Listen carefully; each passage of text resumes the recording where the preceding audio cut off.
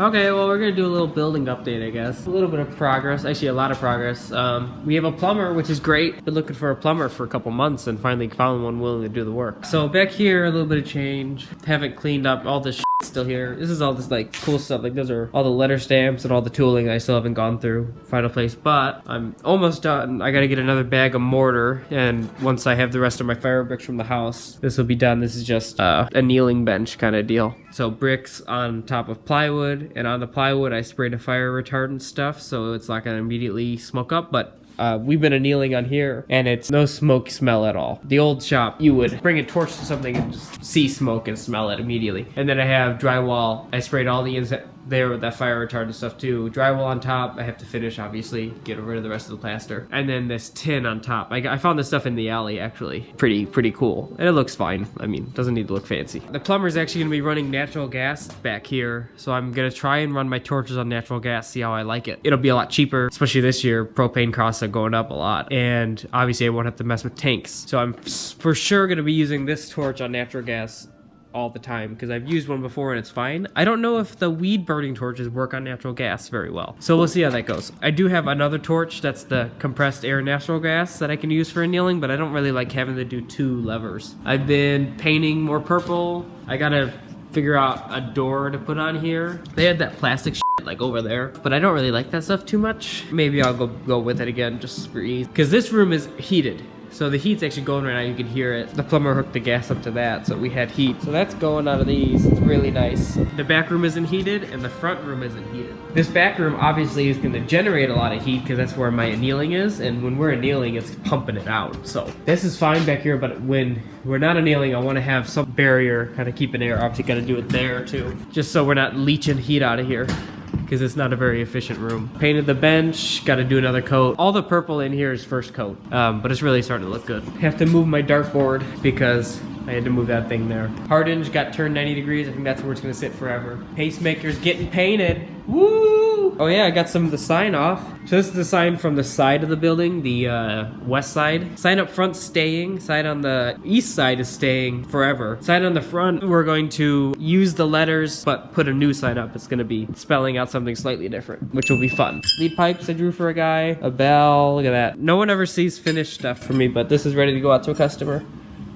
Need to get through the ultrasonic, and that's about it. This is a 4 3/4 Miha bell. See how round the bends are. Unlike even the Canstall. This is a Canstall bell. You can see how pinched that bend is compared to how round mine are. One of the things I'm proudest of is that mine aren't pinched. You can just feel how out of round that is. Here's a old Bach 229 bend.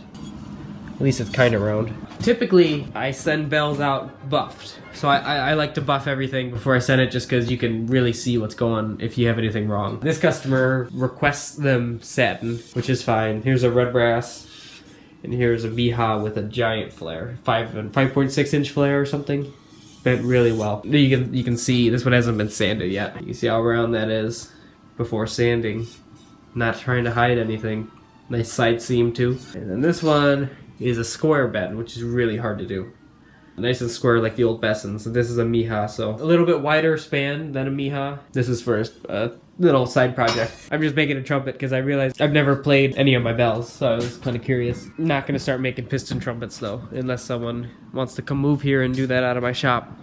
I have lightweight box strad main tuning slides and first and thirds, I think. Or if anyone wants to come here and build trumpets out of my shop and use those, that's fine. So I used the power hammer in here for the first time. It doesn't shake the floor nearly as much as I thought. I think John was here and John can attest that it wasn't as bad.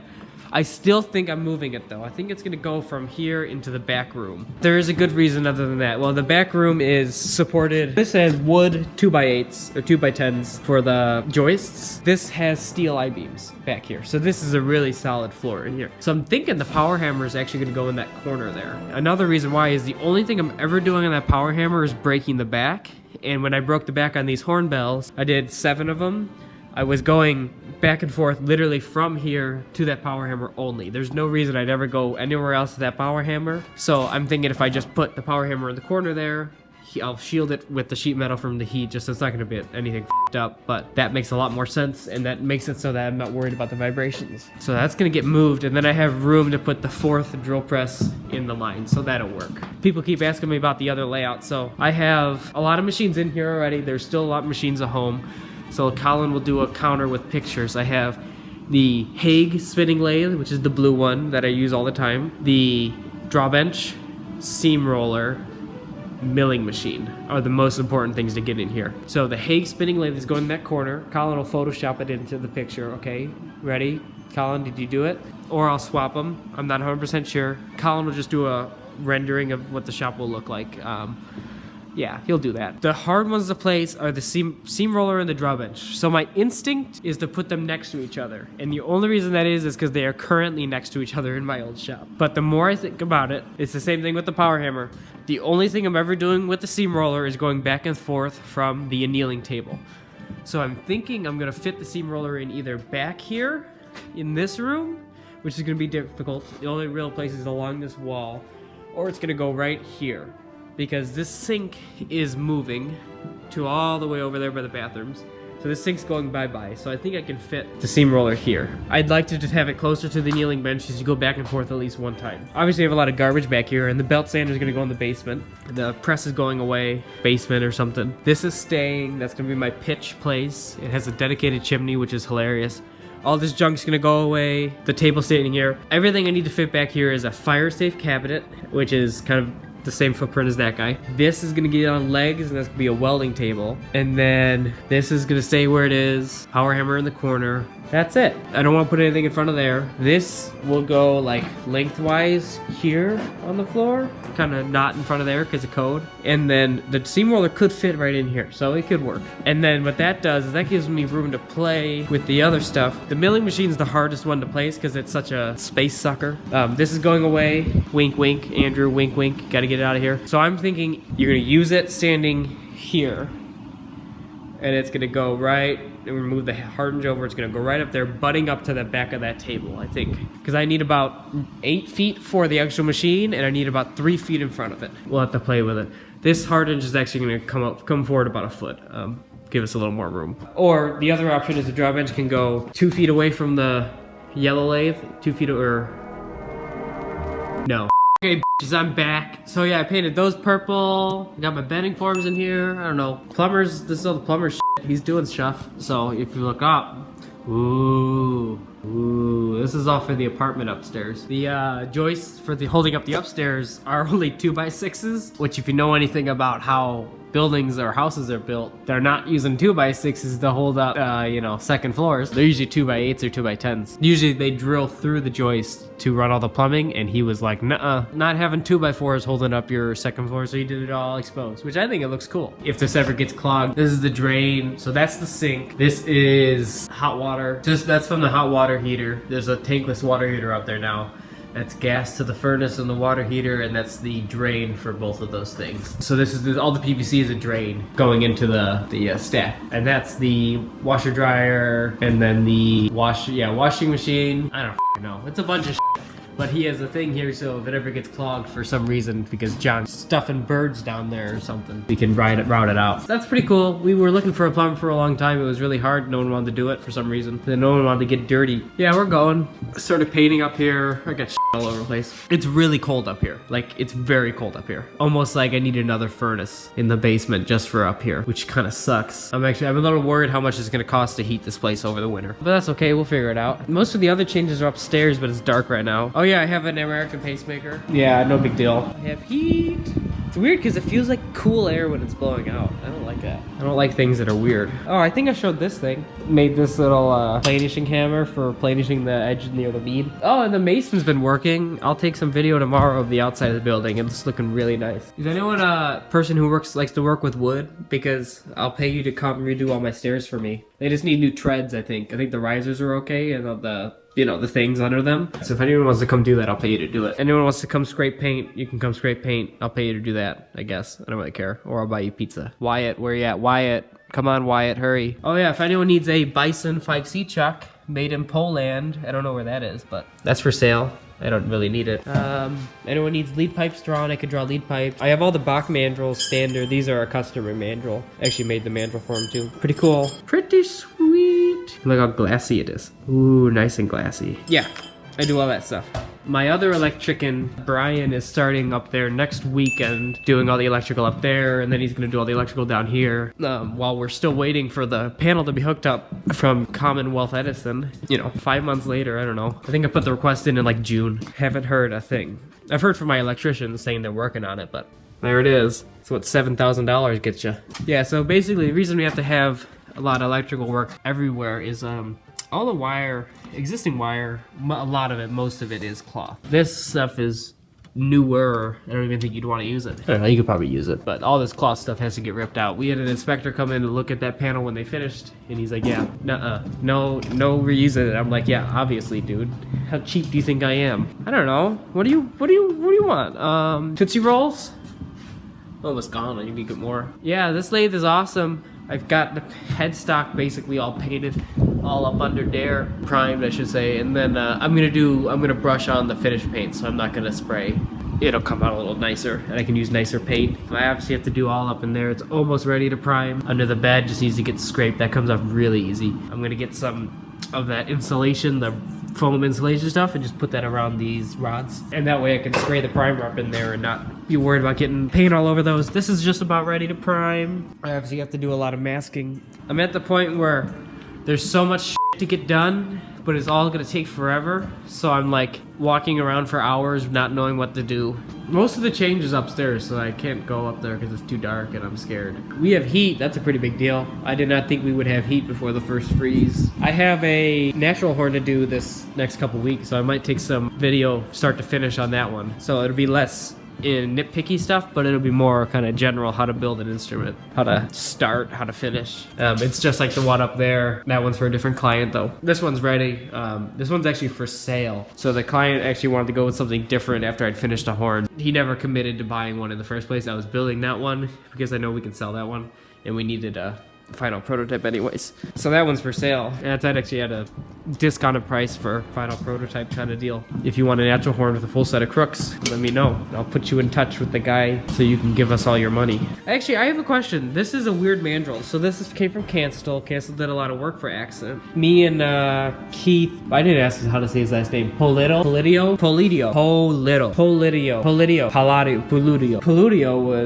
here, and we were looking at this. We were like, I don't know what the accent French horn this is, because it's marked clearly accent French horn. I think it's pretty obviously talking about a marching horn because of the diameter, but like such a weird bell shape for an accent French horn. I've never seen that on a marching French horn. Boo-doo-doo, boo-boo. Look at all my mandrels. Look at that. Oh yeah, mandrel, brass. Ooh, $400 electric shears. Ooh. Oh, another bell.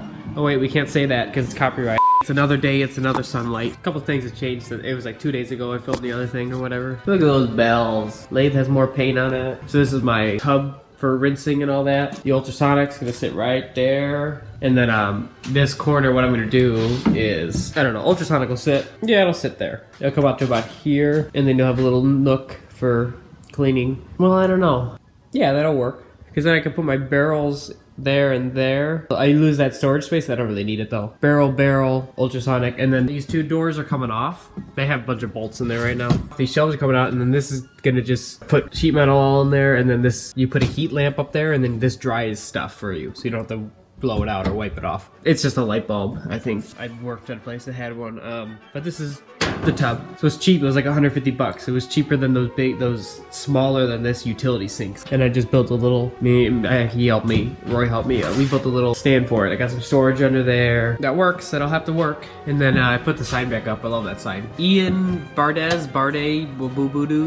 was here, and I pointed out the sign because I think it's funny. He's like, I don't even know what that is. And I'm like, I don't even know what that is. I think actually what it is those big, it's like a big giant grinding wheel that's like, you use it on the side. I think that's what it is. I think they had them in the basement. Move some shit out of up here. I gotta find a place to put these. I put the Beverly Shear sign back up. Look how cool that is. And I got a packing peanut dispenser. Oh yeah. I am big league now. Look at that thing. It's like the balloon of happiness. Look at that thing. Oh my God. fucking packing peanut dispenser. No more will I be filling packing peanuts out of a bag that I'm holding and get them everywhere. And something funny, I got it from Uline and they had a deal where it was 180 bucks for the dispenser and you get 14 cubic feet of peanuts, which is a pretty good deal. And then they gave me a free calendar. And I just don't know why. I got the Y off the side to replace the one up front, and I think the top of the G broke off of the one up front, but I saved it. I found it, so that's good. What I'm gonna do is I'm gonna take all the signs down, at least the sign up front down, and I'm gonna mount it to a block of wood and cast it in resin so that they stop breaking off. I did some more painting, so we got a little more purple in. The Beverly Shear sign looks pretty sweet. It's a painted glass sign from like the 50s, 40s, 50s, 60s, something like that. I'm really happy they didn't try to take that when they sold the company. Got some more to go through. Anyone want an engine hoist? Anyone? 100 bucks takes it. Anyone? 100 bucks. Pretty good deal. Cheaper than Harbor Freight. Ball out dies. Here's my shower. Here's my door. Here's the upstairs. I don't know if we showed this when we cut a hole in the wall. First, we did it so that we can get the drywall up here because we had 9-foot sheets. They're too long to make this corner, so we just cut a hole in the wall to get it through. And then we're like, oh, we're gonna move this door here and then do all this stupid shit we don't need to do. But then I'm like, no, I'm not doing that. So here's my room. Well, what will be my room? There's so I framed out a little wall here. Still have to frame out the one next to it here that goes there, and then this is gonna be closed off in the room, and I'll have my bed like there, and then up there will be kind of storage, or what I'm gonna do is I'm gonna put steps on it for my cat, so my cat can go up there and hang out, jump on me, attack me. Here's the kitchen. Here's the bathroom. Plumber's getting new copper service up here. Tuck pointer Mason dude, who's super nice, put our new cap on and kind of tied in the roof again, which is awesome. I took that heating unit off there, or maybe it was air conditioning, I don't know, or both. I think it was both. Took that off the roof with Sawzalls with my parents. That was fun. He took down the chimney back there. So you see, remember the giant, I want to find a picture of it, the giant brick chimney, common brick chimney, it's gone. And he left the one in the middle, that's for the pitch furnace. But yeah, so that looks great. It's really exciting. No more leaking walls. Look at that. Furnace, hot water heater, new sub panel. So this doorway is gonna stay. This used to be the doorway to the bedroom. So it's gonna stay, and then it's just gonna be a little closet off right here where the washer dryer is gonna sit. So this is all for the washer dryer. We drywall. It's kind of dark up here. So you can see this is all mudded and ready to go. Same in here. Everything's ready to go. Literally everyone hung the drywall, and then my mom did all the taping and mudding. She's actually really good at it. It turned out really nice. This is all done, so I'm getting this out of here, and then this weekend my electrician is coming up here to start doing the wiring for, you know, outlets and everything is all getting put in new. I'm leaving the ducts for now. Eventually I'm gonna get my neighbor to help me. He's really good at framing and stuff like that. He just gets done, and I'm really not good at framing. So we're gonna do soffits around all these, but he's gonna help me with that. Here's the new doorway to the bedroom. This actually was this used to be a doorway to the bedroom, and then that's a new doorway, but then this is the new doorway, that's the old doorway. You got the water heater all piped in. Everything's copper, which is great. He's got the furnace hooked up to gas. Furnace and the water heater. This is a tankless water heater, which is kind of sweet. We're getting rid of the one in the basement, which I'm happy about. This is where the sink is going. We're not going to get rid of the window, but I'm going to basically frame out half the window up to about yay, so that you still get a nice view of the neighborhood out the window when you're using the sink. Gas for the stove is right there. You can't really see it, but the stove's gonna be sitting right there. I obviously have to drywall this wall, that. This is all gonna get softened into soon. This has to be boxed in for code, I think, so we gotta do that. And then we're gonna fix the hole in the wall. A lot going on. Yeah, look at that guy. Look at that. I got most of it primed. A little bit left to do. Just that base needs to be stripped. A little bit under the cross line needs to be stripped now, and then primed. Boom. Yeah, so I'm trying out a new metal. I'm quoting an idiot who posted on Facebook once about something really dumb. Once again, I am breaking new ground in the world of musical instruments. I say that I am doing that, but I'm not, because this is not really, I mean, it's f***ing brass, dude. This is 280 brass. This is 260 brass. And that's just the alloy designation.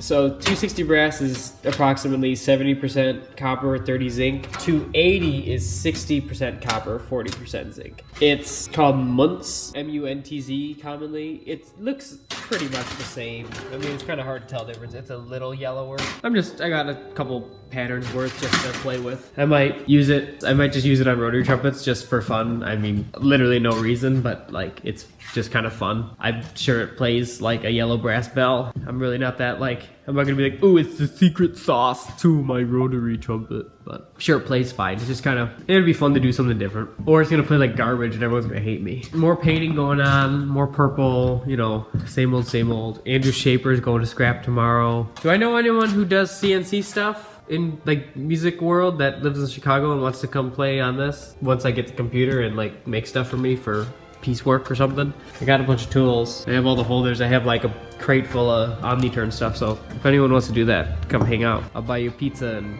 pay you for making me stuff. If you mess up my machine, I'll kill you though. Snag grinder wanted. Yeah, I'm excited about this tub. They have this foam that's like a water resistant foam. So it's meant to be got wet or something. It's kind of like truck bed liner where you spray it on in there. I'm gonna get some of that so that I don't scratch and dent the horns and stuff. It's gonna be fun.